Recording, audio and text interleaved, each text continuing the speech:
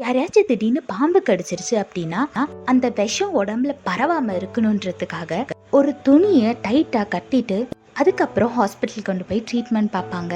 இதே மாதிரிதாங்க நம்மளோட வாழ்க்கையில நம்ம செஞ்ச பாவத்தினால நம்ம சாகாத படிக்கு ஏசப்பா நம்மளுக்காக மரித்து நம்ம பாவங்களை அவர் சிலுவையில நீக்கி விட்டார். வேதத்துல பாருங்க 2 சாமுவேல் 12:13 போட்டிருக்கு, நீ சாகாத படிக்கு கர்த்தர் உன் பாவம் நீங்க செய்தார்னு வேதத்துல போட்டிருக்கு.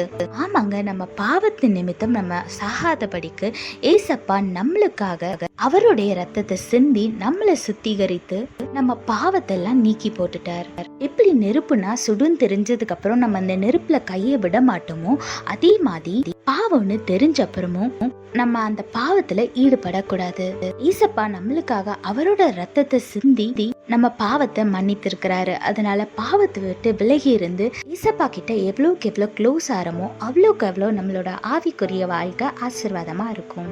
அதனால பாவத்தை விட்டு விலகிருங்க. இம்மட்டும் செய்த பாவத்துக்கு தேவனிடத்துல மன்னிப்பு கேட்டு மனம் திரும்புங்க. ஏசப்பா கூட டைம் ஸ்பெண்ட் பண்ணுங்க. ஆசீர்வாதமான வாழ்க்கையை வாழுங்க. கர்த்தர் உங்களோடு கூட இருந்து உங்களை ஆசீர்வதித்து பாதுகாத்து வழி நடத்துவாராக. ஆமென். If a snake bites someone, we will do first aid immediately so that the poison will not spread in the blood. By doing this, we can save the person from dying. Likewise, in our life, God has taken away our sins so that we will not die. Look what the Bible says in 2 Samuel chapter 12 verse 13. The Lord has taken away your sin. You are not going to die. Yes, if you do not do any first aid, when a snake bites you, the poison will spread in your blood and it will cause death.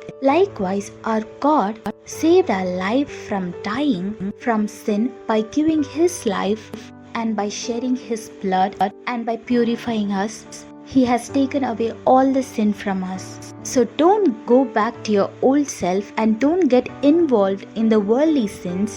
Stay away from them. Instead, get closer to our Lord and live a blessed and peaceful life. So be grateful to our Lord, get closer to Him, and get far away from the sin as much as you can and live a blessed and peaceful life. God bless you all. Have a blessed day. Amen.